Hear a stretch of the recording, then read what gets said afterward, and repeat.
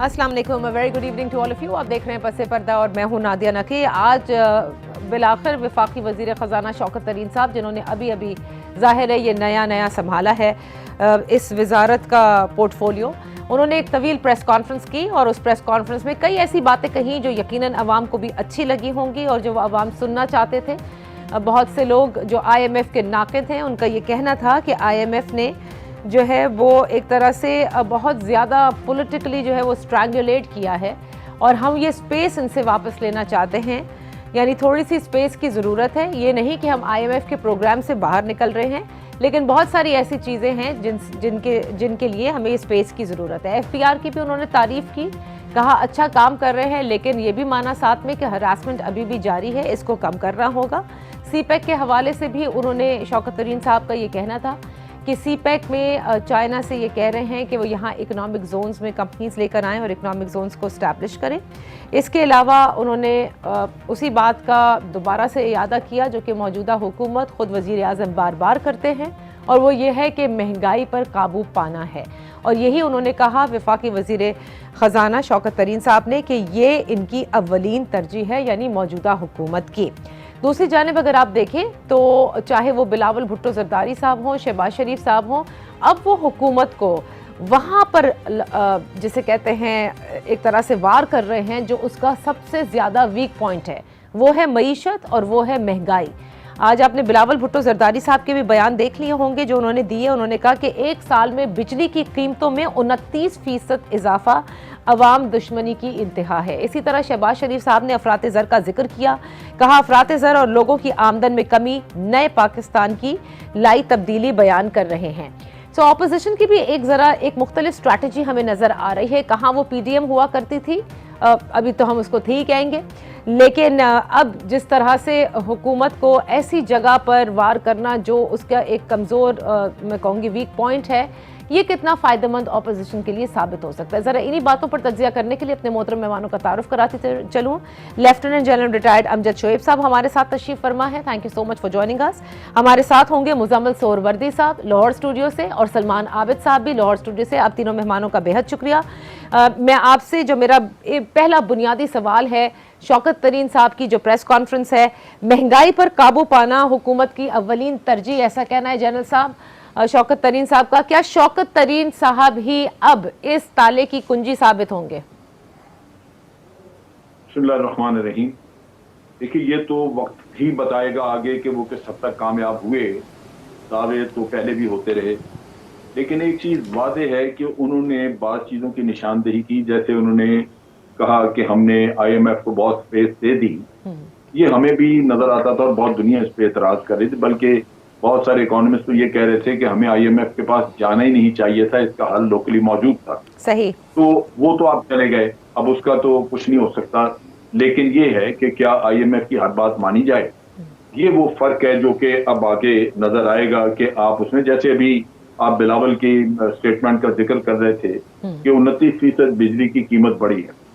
कुछ तो कीमतें बढ़ती हैं, ठीक है कि अगर फ्यूल की कीमत बढ़ी, आपने कुछ एडजस्टमेंट की, लेकिन अगर सिर्फ IMF के इसरार की वजह से या उनके साथ आपने एक कंडीशन तय की हुई है और उसकी वजह से आप अगर इतनी कीमतें बढ़ा दें तो नेचुरली आवाम के लिए तो बहुत मुश्किलात पैदा होंगी और इन एनी केस आपकी एक्सपोर्ट्स पे असर पड़ेगा, क्योंकि आप जब बिजली देते हैं ताजरों को या इंडस्ट्रियलिस्ट को तो उनकी कॉस्ट ऑफ प्रोडक्शन बढ़ जाती है। तो ये एक चेन रिएक्शन है जो कि सारी मईशत को फिर खराब करता है। सही। तो अब ऑपोजिशन अगर निशानदेही कर रही है तो मैं समझता हूँ कि एक दुरुस्त बात है जो कि निशानदेही करनी चाहिए थी उनको पहले दिन से मुख्तलिफ चीजों की, ताकि इनके ऊपर उन चीजों पे प्रेशर आता जो मुल्क के मफाद में थी और उनको दुरुस्त करते। बिल्कुल उसकी बजाय ये टकरे मारते ना, और आज ये ख्वार होने के बाद कौम को भी ख्वार किया 2-2.5 साल और उसके बाद आके तो बैठे हैं। लेकिन खुशाइंद है कि आप अब उन चीजों की बात कर रहे हैं जहां हुकूमत को वाकई तवज्जो देनी चाहिए। और शौकत तरीन साहब जो कुछ कह रहे हैं लगा अच्छा है, लेकिन देखते हैं कि वो वाकई इन चीजों पे पूरा उतर सकते हैं या नहीं। ये आने वाला वक्त बताएगा। बहुत सारा वक्त तो जाया हो चुका ऑलरेडी, बहुत सारा वक्त जाया हो चुका है। मुज़म्मिल साहब, आप क्या समझते हैं? ऑपोजिशन भी मुस्तकिल PTIMF, आपको याद है बिलावल भुट्टो ज़रदारी साहब तो इस तरह से उनको एड्रेस कर रहे थे जब बजट भी आया था, हफीज शेख साहब को भी। अब गवर्नर साहब के लिए भी ऑपोजिशन ये कहती है कि ये IMF इंस्टॉल्ड हैं। हफीज शेख साहब की हवाले से भी यही कहा जाता था। आज जिस तरह शौकत तरीन साहब ने प्रेस कॉन्फ्रेंस की, कहीं आपको लगता था कि वो अपने प्रीडिसेसर की डिसीजन से नाला थे और अब वो काफी हद तक इसको तब्दील करेंगे, जिससे यकीनन तब्दीली आएगी? फिर मैं कोई खास मुत्तफिक नहीं हूँ। अच्छा, पहली बात तो ये है कि जो इंटरनेशनल एग्रीमेंट्स होते हैं और जो आपकी इंटरनेशनल कमिटमेंट्स होती हैं वो आप कोई स्ट्रोक ऑफ पेन से तो चेंज नहीं कर सकते हैं। हमने देखा कि जब ये गवर्नमेंट आई तो इसने आते ही कहा कि CPEC के सारे मंसूबों में बहुत करप्शन है और इन सबको हम जो है उल्ट देंगे और ये कर देंगे। और रज़ाक दाऊद साहब के भी बयान और हफीज शेख साहब के भी बयानात हमने देखे, कुछ भी नहीं हुआ। हमारी चाइनीज से बदमज़गी हो गई और एक मेरा मतलब सर्द महरी हो गई और जिसका हमने बाद में नुकसान पहुंचा। अब भी मैं समझता हूं कि ये तकरीरें IMF के साथ करने से तो कोई IMF ने अंडर प्रेशर नहीं आ जाना, क्योंकि IMF ने कोई पाकिस्तान से वोट तो नहीं लेने हैं। जो एग्रीमेंट IMF से साइन हुआ है उसके जिम्मेदार क्या सिर्फ हफीज शेख साहब हैं? तो फिर उन्हें फांसी लगा देना चाहिए। और अगर कैबिनेट ने उसे अप्रूव किया है, प्राइम मिनिस्टर की मर्जी से वो हुआ था, तो आज कुर्बानी का बकरा सिर्फ हफीज शेख है और बाकी सारी कैबिनेट और प्राइम मिनिस्टर बरी जिम्मा है। और शौकत तरीन साहब की प्रेस कॉन्फ्रेंस पे वाह वाह करने लग जाए हम के जी क्या बात है, होश के नाखन ले लिए, अकल आ गई, कमाल हो गया, अकल ही आ गई आज तो हुकूमत को। ये कैसी मेरा मतलब है मंत्र है कि आपने एक चेहरा बदला और पिछला सारे से आप बरी जिम्मा हो गए? क्यों ये आपके ख्याल है जो IMF से मुआहदा हुआ है वो वजीर आजम की मर्जी के बगैर हो गया था?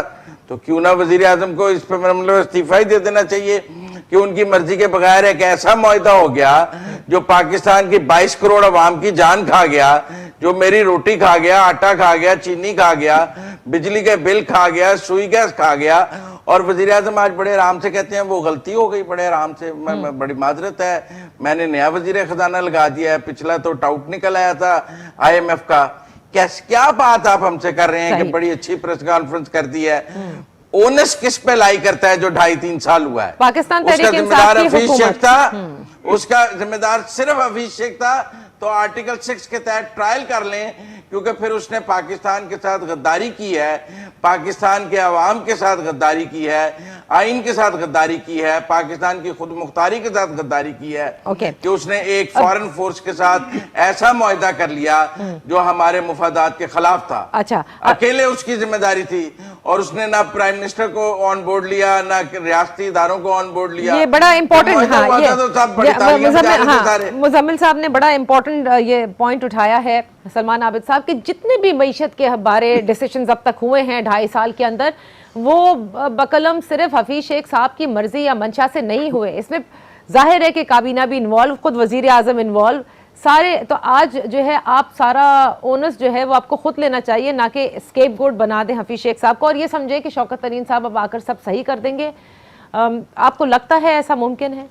देखिए, पहली बात तो ये ठीक है कि प्राइम रिस्पॉन्सिबिलिटी जो है वो प्राइम मिनिस्टर की होती है, बिकॉज वो लीडर होता है, उसी को लेनी होती है। अगर उसकी टीम में भी कोई खामियां हैं तो बहरहाल उसकी जिम्मेदारी भी प्राइम मिनिस्टर को लेनी होती है, इसमें कोई शक नहीं है।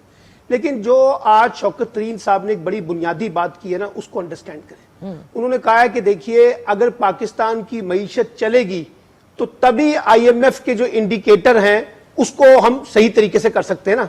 अगर मईशत नहीं चलेगी तो फिर IMF के जो इदादोशुमार या इंडिकेटर जो हमने टारगेट्स तय किए वो कैसे पूरे होंगे? एक बात। दूसरी बात जरा जहन में लाइए, जो हमारे बहुत से दोस्त इस बात को नजरअंदाज कर देते हैं, जब हमारा IMF के साथ ये माहिदा हुआ था उस वक्त कोई दुनिया कोरोना की लपेट में नहीं थी और पाकिस्तान कोरोना की लपेट में नहीं था। इस कोरोना के आने के बाद पूरी दुनिया की मईशत जो है वो सुकड़ी है और पाकिस्तान की मईशत भी सुकड़ी है। ऐसे में अगर IMF इंसिस्ट करेगा अपने उसी पुराने टारगेट्स के ऊपर तो ये बात चलने वाली नहीं है। आज शौकत तरीन ने यही बात रियलाइज करवाई है कि पाकिस्तान की जो सूरत हाल है वहां लोग जो है इसको अफोर्ड नहीं कर सकेंगे, क्योंकि कोविड के बाद जो बेरोजगारी आई है, जो माशी बदहाली आई है, जो मईशत का पहिया पीछे की तरफ गया है, उसको भी तो IMF को रियलाइज करना चाहिए ना। और इसी तनाजुर में उन्होंने वो पॉलिटिकल स्पेस की बात की है। क्या ये नहीं, देखिए बात यह है, हफीज शेख साहब हो, शौकत तरीन साहब हो या कोई और वजीर खजाना हो या PMLN के वजीर खजाना हो, जब थे सबको उस IMF के फ्रेमवर्क में बैठ के मईशत चलानी होती है ना। कोई बड़े इनकलाब तो आप इस मईशत के अंदर नहीं ला सकते, लेकिन जो इस वक्त क्राइसिस इस 2.5 साल के अंदर कोविड के कॉन्टेक्स्ट में पिछले मैं 1.25 साल से जिस वक्त चल रहा मैं है, समझती वो हूं। एक इंपॉर्टेंट फैक्टर है ना। नहीं। अब उस फैक्टर को रियलाइज किए बगैर आप ये कहें कि जो IMF के साथ हमने टारगेट तय किए थे वो कैसे पूरे होंगे? मैं यही जानना चाह रही हूँ आपके ख्याल में क्या हफीज शेख साहब ने के अंदर ये रियलाइजेशन नहीं थी कि कोविड है, इकोनॉमी जो है पूरी दुनिया की बैठ चुकी है, तो हमारा तो बहुत सर ये हफीज शेख साहब का मसला नहीं है, ये हफीज शेख साहब का मसला नहीं है, ये IMF का मसला है, जिसने जो टारगेट तय किए हैं उसी टारगेट के ऊपर वो पाकिस्तान की इकोनॉमी को चलाना चाहता है जो कोविड से पहले तय हुए थे। अब ये जो कोविड के बाद की सूरत हाल है उसके ऊपर वो जो शौकत तरीन साहब ने आज कहा है ना कि रियलाइजेशन की जरूरत है, IMF को भी, और हम उनको रियलाइज कराएंगे कि वो हमें एक पॉलिटिकल स्पेस दे, क्योंकि उस स्पेस की बुनियाद पे तो मईशत चलेगी ना। मे बी हफीज शेख साहब ये रियलाइजेशन नहीं करवा सके, वो पॉलिटिकल स्पेस नहीं ले सके जो शायद शौकत तरीन साहब लेना चाहते हैं। मैं एक छोटी सी ब्रेक लेट्स सी कि वो लेते हैं या नहीं लेते हैं, ये भी बहुत इंपॉर्टेंट बात है, क्योंकि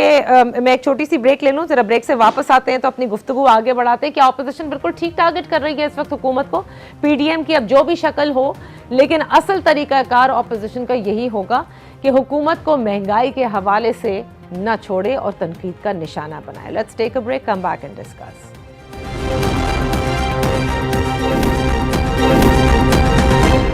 welcome back. Lieutenant general Amjad Shoaib साहब हमारे साथ हैं, मुजम्मिल सोहरवर्दी हमारे साथ हैं और सलमान आबिद साहब हमारे साथ हैं। ज़रा मुख्तलिफ खबरें हैं जिन पर आज हम तज्जिया करवा रहे हैं अपने मोहतरम मेहमानों से।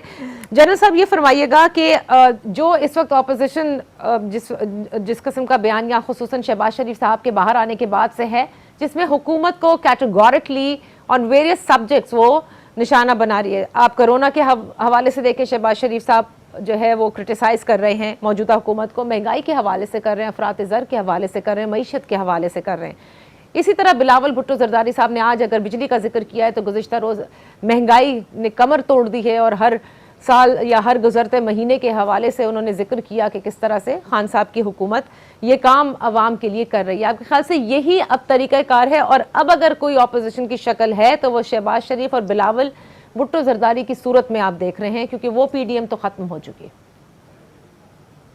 जी वो एक गलत सियासत थी, वो मेरा ख्याल है कि टोटली एक इंतशार की सियासत थी जो नाकाम हुई, और जो अब बातचीत है ये कम से कम आप अगर देखें तो पब्लिक के मुफाद की तो है ना। महंगाई एक आम आदमी का इशू है, अगर आप कोरोना के नुक्ता निगाह से कोई कमी बेशी देखते हैं तो बिल्कुल वो आज का बहुत बड़ा इशू है अवाम का। एक बात जो हमें जहन में रखनी चाहिए कि हफीज शेख हो या कोई भी हो, जब मईशत के मामला खराब होते हैं तो हुकूमत ही जिम्मेदार होती है, जैसे मुजम्मिल भी बात अभी कर रहे थे, बिल्कुल दुरुस्त है। लेकिन हुकूमत ही अगर अपने दौर में ये रियलाइज करे और वो उसके लिए कोई करेक्टिव मैयत लेने का सोचे और वो अपनी बेहतरी की तरफ आए तो उनका वक्त पड़ा हुआ है। ये कहना कि जी वो उन्होंने चूंकि मान लिया कि हमसे गलती हो गई लिहाजा वो घर चले जाएं, ये घर वाला किस्सा जो है ना, ये मेरा ख्याल है कि अभी PDM के साथ ही दफन हो जाना चाहिए। असल चीज ये है कि क्या वो अब इस चीज को रियलाइज करके या आगे को करेक्टिव मैयत सीख लेते हैं या नहीं। मैंने ये कहा कि ये वक्त बताएगा कि शौकत तरीन किस हद तक इसमें कामयाब हुए, और जो कोविड के बाद की जो सिचुएशन है वो बिल्कुल एक रीजन है आपके पास, लेकिन IMF के पास जो टूल है वो यही है कि उन्होंने आपको अगला ट्रांशे देना, आपको अगली किस्त देनी है उन्होंने। अगर वो किस्त नहीं देंगे और आप उनकी बात नहीं मानते तो कोई मसला नहीं, अगर आप उसके मुतबादल कोई इंतजाम कर रखें तो आपकी गलती की दुरुस्ती भी हो सकती है। पहले भी तो यही जो लोग कहते थे कि IMF, वो ये कहते थे कि जी आपने IMF से 6 बिलियन देना है, और अगर 6 बिलियन का आप लोकली इंतजाम इस तरह करते हैं कि आप अपनी इम्पोर्ट को हर साल 1-1.5 बिलियन कम रखें, तो जो 6 बिलियन आपको 3 साल में, 4 साल में मिलना है या 5 में मिलना है, वो आप हर साल 1-1.5 बिलियन बचा के तो पूरा कर सकते हैं। अच्छा, उसके लिए बाद लोगों ने अपना रोड मैप भी दिया। मैंने एक इकोनॉमिस्ट से बात की, उन्होंने तैयारी करके रखी हुई थी, डॉक्टर अशफाक की मैं बात कर रहा हूँ। तो बात ये है कि आप अगर कुछ करेक्टिव मैयत करना चाहें तो जो IMF का बैलेंस रह गया उसके लिए आप कर सकते हैं। अच्छा, लेकिन एक सवाल है ना जनरल साहब, कता कलामी के लिए माफी चाहूंगी। देखिए करेक्टिव मेजर जरूर आप करते हैं, लेकिन अब पिछले 2.5 सालों के अंदर, जैसे मुजम्मिल ने भी कहा, ये किस किस्म के करेक्टिव मेजर्स हैं कि एक ने परफॉर्म नहीं किया, दूसरे ने नहीं किया, अब आप तीसरा लेकर आ रहे हैं, लेकिन इस पूरे स्पैन में जो असल जो खमियाजा भुगत रहे हैं वो पाकिस्तान की अवाम है महंगाई की सूरत में। आज हम 22वें रोजे पर खड़े हैं, इमरान खान साहब बगैर प्रोटोकॉल के बाहर भी निकल आए, सब कुछ हो गया, वो अपनी टीम को भी कहते रहते हैं, वो सस्ते रमजान बाजार भी लगाते हैं, लेकिन महंगाई नहीं कम हो रही। देखिए, महंगाई पहले थी या नहीं? कभी आपने देखा है, कभी सुना है कि रमजान के महीने में पाकिस्तान में लोगों ने अपनी सेल्स लगा दी हों जैसे यूरोप में लग जाती है मुसलमानों के लिए? कोई अपने इखलाक और अपने किरदार का भी सोचे ना। हम किस तरह के घटिया लोग हैं कि आम हालात में चीज सस्ती बिकती है, रमजान आते ही हम उसको 6 गुना बढ़ा देते हैं कीमत। ये कोरोना का किस्सा आया तो वो जो सना मक्खी 200 रुपए किलो बिकती थी, वो 2 दिन में 4 दिन में वो 5000 रुपए चले गई, क्योंकि किसी ने कह दिया कि ये इलाज है। सही। तो कौम भी तो कुछ चीज है ना। आप अपने इखलाक को ना देखें, हर तरह का जारी काम हम करें, हज भी करते जाएं, उम्र भी करते जाएं और लूटमार और बर्बादी भी फेरते जाएं और सारा मलबा किसी और पे डाल दें। नहीं, मेरा ख्याल है कि इखलाक की गिरावट इसका सबसे बड़ी वजह है, वरना ये कोई तुक नहीं बनता। महंगाई बिल्कुल कुछ ना कुछ तो होगी आपके पास गलतियों की वजह से, मैं उसकी वजह से जिसकी हुकूमत जिम्मेदार और वो करे, लेकिन चीजों को मार्केट से गायब कर देना, जखीरा अंदोजी कर देना। तो यही आपको याद नहीं है कि नून लीग के वक्त में कहा जाता था कि आटा शेर आटा खा गया, और नून लीग के वक्त में चीनी जो वो 120-130 रुपए किलो भी बिकी है। आज अगर हम भूल जाएं, याददाश्त इतनी कमजोर रखें, तो वो ठीक है कि बुग़्ज़ माविया में आप जो जी चाहे कहते रहें। अच्छा। लेकिन हकीकत ये है कि ये इस कौम का मिजाज है। अच्छा, कौम का मिजाज है। जरा मैं चाहूंगी इस पे मैं चाहूंगी कि हमारे दूसरे पैनलिस्ट भी इस पे कमेंट कर दें। मुज़म्मिल भाई, कौम का मिजाज को सुनकर जो पिछले अदवार में भी हुआ, हर रमजान में होता है, क्या फिर यही सही तरीका है, या इस पूरे मुल्क में इस इखलाक को कंट्रोल करने के लिए हुकूमतें कायम की गई हैं जिन्होंने अपनी रिट को स्टैब्लिश करना है, चाहे वो इमरान खान साहब की हो, चाहे नवाज शरीफ साहब की हो, या फिर जरदारी साहब की हुकूमत हो?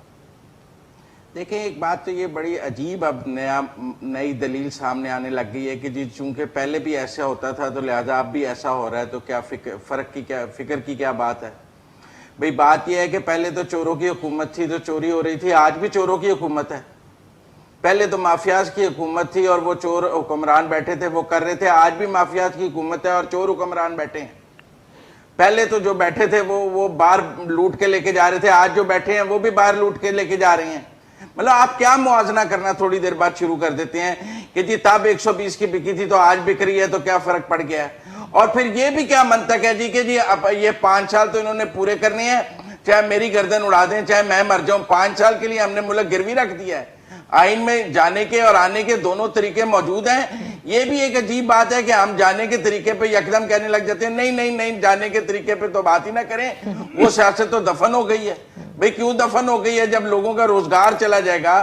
और ये भी अजीब बात है कि जी कोरोना की वजह से बड़े माशी मसाइल पैदा हो गए हैं। आप एक दिन नादिया प्रोग्राम कर लें हुकूमत की पहले साल की कारकर्दगी पर, जिस साल कोरोना का कोई वजूद नहीं था, जब ये जुलाई 2018 में आए थे, और उसके बाद 19 में और फिर 20 में जब मार्च में कोरोना आया, उससे पहले इस गवर्नमेंट में टैक्स की रिकवरी गिरी या बढ़ी? बात कर लें जीडीपी बढ़ी या गिरी, बात कर लें चीजें महंगी हुई या सस्ती हुई। उन 2 सालों की 1.5 सालों की बात कर लें जिसमें कोरोना नहीं था, तब बड़े आसमान से तारे तोड़ रही थी ये हुकूमत, और ये कोरोना ने आके इसका शिप गिरा दिया। पहले दिन से इनकी कारकर्दगी पूरी थी। पहले साल टैक्स रिकवरी गिरी थी इनके दौर में। अच्छा। पहले साल जीडीपी गिरी थी, पहले साल ही तबाही शुरू हुई थी जो आज तक कंट्रोल नहीं हुई है। अच्छा। लेकिन चूंकि हमने एक स्पेस देनी है और वो स्पेस देने के लिए हम बात करते रहते हैं। दूसरी बात यह है कि मैं ये भी कहना चाहता हूं कि ये तो कोई बात नहीं कि चेंज ऑफ फेस से पिछला सारा दफन हो गया। पहले जी हमें आईएमएफ के पास नहीं जाना चाहिए था, हमारे पास इंटरनल स्पेस मौजूद थी।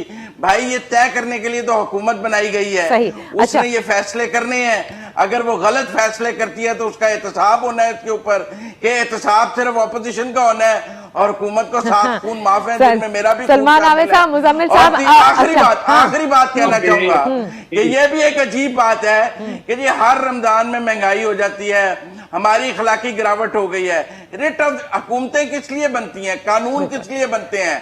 रिट ऑफ द गवर्नमेंट क्या है? ये हुकूमत का काम है कि वो महंगाई को कंट्रोल करे, ब्लैक मार्केटिंग ना होने दे, जखीरा अंदोजी ना होने दे। इसी सबके खिलाफ हुकूमत दी जाती है और इसी के खिलाफ, हाँ, इसी के खिलाफ इमरान खान साहब की हुकूमत खड़ी है ना। जी जनरल साहब, है कि जिन्होंने 3-3, 4-4 टेन्योर किए यहाँ 5-5 साल के, वो तबाही जो फेर गए हैं वो 1.5-2 साल में को ठीक कर लेगा? इखलाक जो है वो बर्बाद करने में जब आप चोर होते हैं तो चोरों को खुली छुट्टी है, आज भी है, पहले भी थी। आज ये हुकूमत अगर चोरों को पकड़ना चाहे तो ये इकोनॉमी 1 मिनट में बंद हो जाएगी, बेरोजगारी, आपको बाहर काम नहीं नजर आएगा, जो हुआ पहले साल में यही हुआ कि 2 नंबर इकोनॉमी, बाहर निकला ही नहीं। आपको कंस्ट्रक्शन की इंडस्ट्री को छुट्टी देनी पड़ी कि जनाब हम नहीं पूछेंगे। आपको ताजरों को कहना पड़ा कि जनाब हम वो शबरदैदी चला गया, हम नहीं पूछेंगे। आपको इंडस्ट्रियल्स को कहना पड़ा कि जनाब आप इंडस्ट्री अपनी उठा के बाहर ना लेके जाएं, हम आपके केस नैब में नहीं देंगे।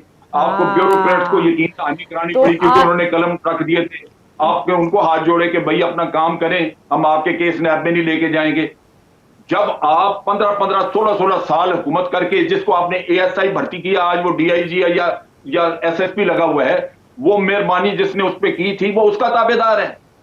ये मुल्क बर्बाद करने का ये 2-2.5 साल वाला किस्सा नहीं है, इसकी जड़ें खा गए ये लोग। अच्छा, आपने 3-3, 4-4 ठीक है। अच्छा, अब जरा सलमान आबिद साहब भी इसके ऊपर कमेंट कर लेना। अगर देखिए मेरी तो बड़ी बुनियादी सी बात है जो मैंने बात की है ना, छोड़ दे जरा पाकिस्तान को। पाकिस्तान तो बहुत बर्बाद मुल्क है ना। पूरी दुनिया की मईशत का जायजा ले ले कि कोविड से पहले की दुनिया क्या थी और कोविड के बाद की दुनिया क्या है, और इदादो शुमार के ऊपर रख ले कोई प्रोग्राम। मैं आपके सामने इदादो शुमार पेश कर देता हूं कि भारत समेत कौन कौन से ममालिक हैं जो कोविड से बड़े बुरे तरीके से माशी तौर पे मफलूज हुए हैं, कमजोर हुए हैं। इसलिए ये कोई जज्बाती बात नहीं है, इदादो शुमार की बात है। एक बात।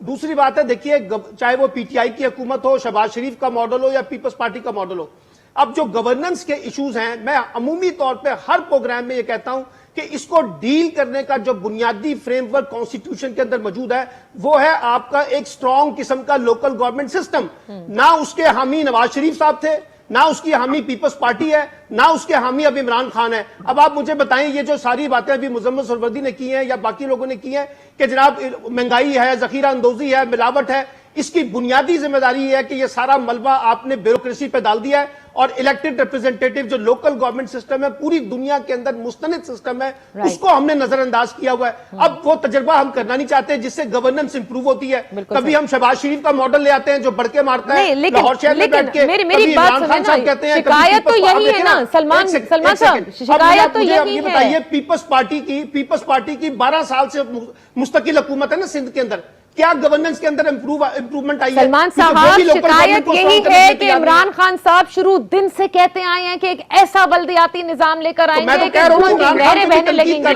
मैं तो आपके सामने और इमरान खान साहब ने कहा वो भी गलत है। और इमरान खान साहब ने कहा कि जब मैं आऊंगा तो 90 दिन में करप्शन खत्म हो जाएगी। भाई ये बातें तो शहबाज शरीफ भी कहते हैं। ठीक है, अच्छा, तो मेरे ख्याल से जनरल साहब भी आवाज नहीं किसी को समझ में आएगी। एक ब्रेक, तहम्मुल, एक ब्रेक लेने दें। ब्रेक से वापस आकर सवाल ये है कि इमरान खान साहब की परफॉर्मेंस के ऊपर सवाल नहीं उठाने हैं या उठाना चाहिए है, क्योंकि आप पास्ट में जो कुछ हुआ यकीनन उसका जरूर खमियाजा भुगतते हैं फ्यूचर के अंदर भी, लेकिन जिसने सही करना है अब सारी रिस्पॉन्सिबिलिटी उसी की है। लेट्स टेक अ ब्रेक, वापस आते हैं और पूछते हैं जनरल साहब से।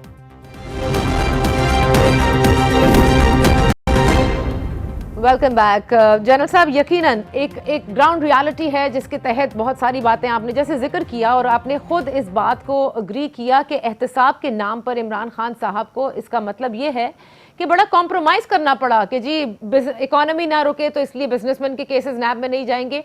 And so now it also boils down to कि ही इज डूइंग सेलेक्टिव एहतसाब एंड दिस एहतसाब रिवॉल्व्स अराउंड ओनली पॉलिटिशियंस। अगर एक बच्चा पूरे साल पढ़ता है और उसके बाद उसकी रिपोर्ट कार्ड आती है और माँ बाप देखकर ये कहें कि भाई तुमने अच्छे मार्क्स नहीं लिए और वो उज़र ये पेश करे कि हमारी टीचर्स ही अच्छा नहीं पढ़ा रही थी, तो कोई नहीं मानता। क्यों ऐसा लगता है जनरल साहब कि आप सब मानने से इनकारी हैं कि इस हुकूमत की performance as far as governance and economy is concerned is dismal? देखिए, बिल्कुल मैं बिल्कुल इस चीज के ऊपर तो मैं बिल्कुल एग्री करता हूं कि इनकी परफॉर्मेंस वो नहीं है जो एक्सपेक्टेड थी। बहुत सारी खामियां, बहुत सारी चीजों में कमजोरियां, लेकिन ये कहना आप जब कंपेयर करते हैं दूसरों के साथ तो वो फिर आपको आके एक चीज गलत लगती है कि आप ये कहें कि फलां को ये कहा जाता था इसलिए वो अपने तौर पे बर्बादी फेर के गए, ये अपने तौर पे उस तरह के कर रहे हैं। लोग तो वही हैं। जब ये इन्होंने अपनी पार्टी जब इलेक्शन में जाना था PTI ने, तो बहुत सारे लोग तो वही थे जो दूसरी पार्टियां छोड़ के इधर आ गए। अब आप एक कोलिशन गवर्नमेंट लेके बैठे हुए हैं जिसमें आप बहुत सारे स्ट्रॉन्ग मैयत दे नहीं सकते, क्योंकि आपके पास 6-7 वोटों की सारी है आपकी बर्थ। सही। आज एमक्यूएम से तो ये फारग हो जाते हैं। तो नेचुरली एक कमजोरियां भी आपकी ऐसी हैं कि ये स्ट्रक्चर आपको बड़ा वीक एक हाथ में आया, हो सकता है कुछ करना चाहते हो, लेकिन एक चीज वादे है जो हमें समझनी है। मैं बड़ी जिम्मेदारी से आपको बता रहा हूं, आज नैब में भी वही लोग बैठे हुए हैं जिनको बैठा गए थे पहले 2 हमारी पार्टियां, पॉलिटिकल पार्टियां। आज आपको एफबी और एफआईए में भी वही मिलेंगे, आज आपको एससीसीपी में भी वही मिलेंगे। और ये अदारे जो हैं ये नहीं कोई करप्शन का किस्सा खत्म करने वाले। आप रोजाना एक नया केस खुलता देखते हैं, कोई फैसला कोई इंजाम तक पहुंच सके, इसकी खराबी है।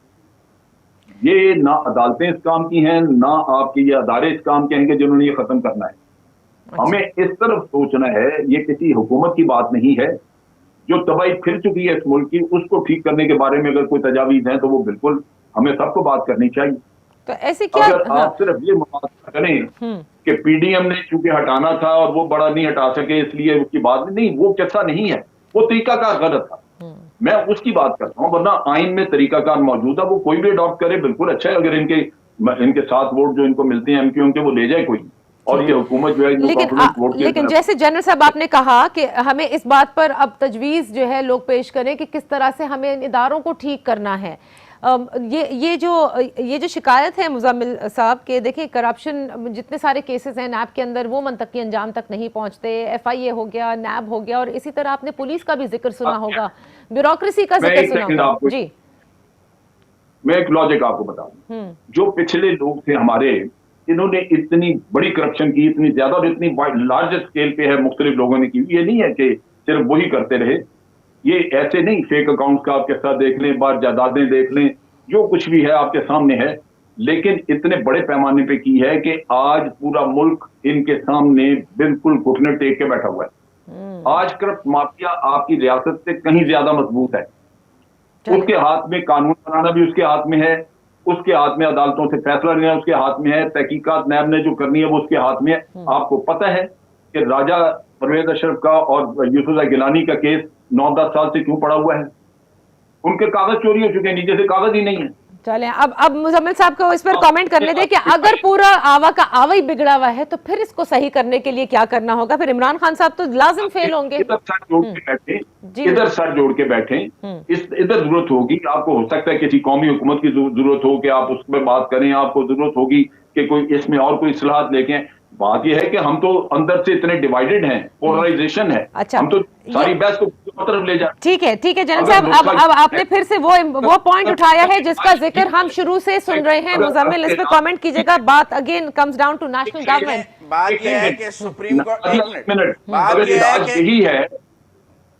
अगर इलाज यही है कि इमरान खान को हटा के तो वो पुरानों को ले आए, तो बीमारी का इलाज वो बीमारी डालने वाला करेगा। तो फिर इसका मतलब सिस्टम की तब्दीली, आपके नजदीक सिस्टम की तब्दीली होनी चाहिए। जी मुजम्मिल, देखें, बात यह है कि सुप्रीम कोर्ट ने हुकूमत से कहा कि वो एहतसाब अदालतों की तादाद बढ़ाए। क्यों नहीं बढ़ाई हुकूमत ने? क्या प्रॉब्लम है इस हुकूमत को एहतसाब अदालतों? क्यों केसेस 10-10 साल पड़े रहते हैं? मुकदमात की तादाद ज्यादा है और अदालतें कम है। आपकी बारी नहीं आती है, गवाहों के लिए 1-1 माह की तारीख पड़ जाती है।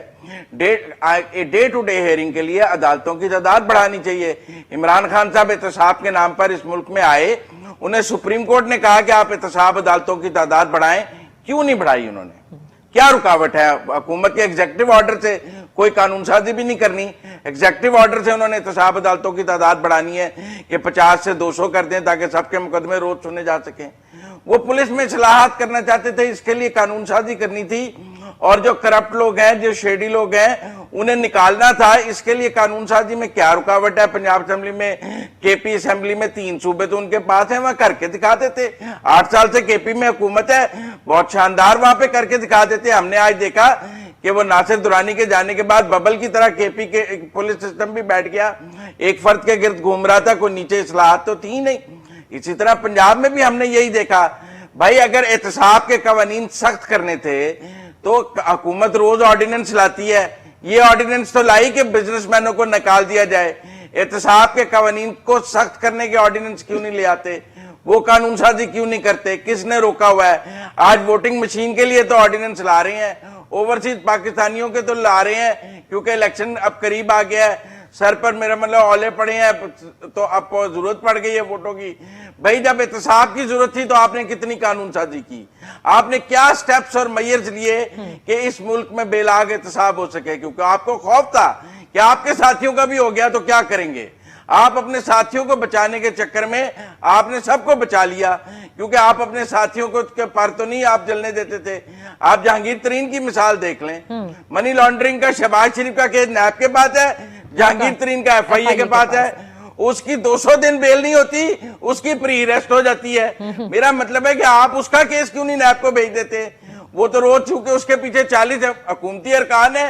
आपने एक बैरिस्टर सेनेटर अली जफर को लगा दिया कि वो तफ्तीश के को ऊपर से ओवरव्यू करे। किसी कानून और आइन में गुंजाइश है कि हुकूमत का कोई सेनेटर किसी तफ्तीश को ओवरव्यू कर सके? तफ्तीश ने तो खुद मुख्तार होना चाहिए, किसी असर से पाक होना है। यहाँ प्राइम मिनिस्टर ने एक सेनेटर लगाया है कि वो तफ्तीश देखे ठीक हो रहा है या नहीं हो रहा। क्या किसी मुहज्जब मुल्क में एहतसाब में इसकी गुंजाइश मौजूद है? सलमान आबिद साहब से पूछ लेते हैं, क्योंकि मुज़म्मिल साहब हमारे पास अब लास्ट 2 मिनट्स रहते हैं। मैं जरा पूछना चाहूंगी कि एक तरफ जनरल साहब ये कहते हैं कि पूरा जो सिस्टम है वो करप्ट माफिया के सामने घुटने टेक के बैठ गया है, और यही होता है चाहे वो कोई भी इदारा हो। और अब हमें इसकी तजावीज़ की तरफ बात करनी है। मुजम्मिल कहते हैं एक हुकूमत है आपके पास, आप एहतसाब का नारा लेकर आते हैं, आपको क्या रुकावट है कि आप कानून साजी करके जो चीज़ों को बेहतर करना था वो करते, जो एहतसाब अदालतें बनानी थी वो बनाते। जब आप ऑर्डिनेंस अपनी इलेक्शन के लिए कर सकते हैं तो आप एहतसाब भी कर सकते हैं। यानी यहाँ पे अगेन बात कम्स ऑन परफॉर्मेंस। जी सलमान। देखिए, बात यह है कि सियासत और जमहूरियत और पार्लियामेंट्री निज़ाम में बुनियादी तौर पे कामयाबी आती है उस सूरत में जब आप रिफॉर्म्स को अपना बुनियादी एजेंडा बनाते हैं। अब बात यह है कि जब आपकी पार्लिमानी सियासत, चाहे वो हुकूमत में है वो अपोजिशन में है, एक दूसरे के वजूद को कबूल करने से इंकारी है। यानी अब आप इंतखाबी इस्लाहात के ऊपर देखें, एहसन इकबाल साहब की अजीब व गरीब मंतक आई है, कहा कि इलेक्शन कमीशन करेगा। ओ भाई, ये पार्लियामेंट किस चीज की मूली है? पार्लियामेंट किस लिए बनाई है? आप वहां पे क्यों मौजूद हैं? इस्लाहात पार्लियामेंट ने करनी है। अब पार्लियामेंट में इस्लाहात करने की बजाय आप डाल दें जी ये इलेक्शन कमीशन ने करनी है। यानी हमारे यहां मंतक ये है कि जो पार्लिमानी निजाम जिसको इस्लाहात करनी है, अब आप मुझे बताएं, एहतसाब की बात आप कर रहे हैं, अभी जनरल साहब ने ठीक कहा 7 वोटों पर खड़ी हुकूमत है। जब भी आप यहां पे किसी बड़ी इस्लाहात की बात की, आपने FBR के अंदर इस्लाहात की बात की, आपने अपने नैब के कवानीन में कुछ तरामीम करने की बात की, आप इलेक्टोरल रिफॉर्म्स के करने की बात कर रहे हैं। आपकी हुकूमत और अपोजिशन में एक दूसरे के अंदर क्लैश हो जाता है, वो एक दूसरे को मानने से इंकार कर देते हैं। अच्छा, टीवी पे बैठ के बड़ी बड़ी तकरीरें करेंगे, वो जो फोरम है पार्लियामेंट जिसपे हुकूमत को भी बैठना है, अपोजिशन को भी बैठना है। अब मिसाल के तौर पर डिजिटल वोटिंग करनी है, आपने ओवरसीज पाकिस्तानी को वोट का हक देना है, जो करना चाहते हैं आइए ना पार्लियामेंट में। सलमान साहब, एहतसाब, अच्छा एहतसाब तो देखिए ऑपोजिशन के खिलाफ तो है ना, एहतसाब जो नहीं हो सका वो बिजनेसमैन के खिलाफ, FBR के अंदर जो रिफॉर्म्स वो सब नहीं हो सके क्योंकि फिर चीजें ठप हो रही थी। मंतक की है ना, अब ये वो गरीब मंतक की है। अगर आप एहतसाब करें तो मईशत वाले कहें कि मईशत की सूरत बिगड़ जाएगी, अगर सियासतदानों का करें तो जमहूरियत खतरे में पड़ जाएगी, अगर आप किसी मीडिया का करें तो आजादी इज़हार पे पाबंदी लग जाएगी, अगर आप यहाँ किसी और का करें तो हमारी से सलमान भाई, यानी सब लोग आ जाते हैं सजेशन क्या है करने के लिए। क्या करना होगा? फिर मैं जनरल साहब आपके पास आने को लास्ट कमेंट। इसका तरीकाकार ये है, इसका तरीकाकार ये है कि आप और हुकूमत देखिए ना, चार्टर ऑफ डेमोक्रेसी में PMLN ने और पीपल्स पार्टी ने वादा किया था एक बेलाग किस्म का एहतसाब का इदारा बनाएंगे। क्यों नहीं किया उन्होंने आज? ठीक है, क्यों नहीं किया? PTI की हुकूमत ने क्यों नहीं किया? भाई अगर ये चोर है, वो चोर है, आप एक दूसरे I have to close the show. जिनके पास मेजॉरिटी थी, I have to close the show. I have to close the show. Last statement from General Saab. I have to close the show now. Peoples Party के पास तो majority नहीं थी, PMLN के पास majority थी। मुजम्मिल इस बात का कह रहे थे कि शौकत टीम का क्यों नहीं दिया, नैब को क्यों नहीं केस दिया? नैब ने किसी को सजा दिलवाई है? अगर शौकत तरीन को बरी करवाना है तो नैब को पकड़ा दें। जहांगीर तरीन अगर सजा शायद FIA कुछ कर दे, लेकिन नैब से नहीं होगा। नैब तो जितने केसेस हैं वो सारे आप देख लीजिए लटके पड़े हैं। एक भी सियासतदान किसी का कोई मेगा स्कैंडल जो है वो आप मुझे बता दें कि फलां को सजा होगी, किसी को नहीं। अच्छा, इसलिए आप NAB has failed, that's why the case is given to FIA. Okay, thank you so much, बहुत शुक्रिया। बड़ी इंटरेस्टिंग डिबेट आप तीनों मेहमानों के साथ इंशाल्लाह फिर आपकी खिदमत में हाजिर होंगे। बात आ रही है हुकूमत की परफॉर्मेंस की, उनकी गवर्नेंस की, इकोनॉमी की और मईशत की। ये वो चीज़ है जिस पर मौजूदा हुकूमत को कड़ी तनकीद का सामना है। किस तरह से ये चीज़ें बेहतर होंगी, क्या शौकत तरीन कर पाएंगे, ये वक्त ही बताएगा। अल्लाह हाफिज़।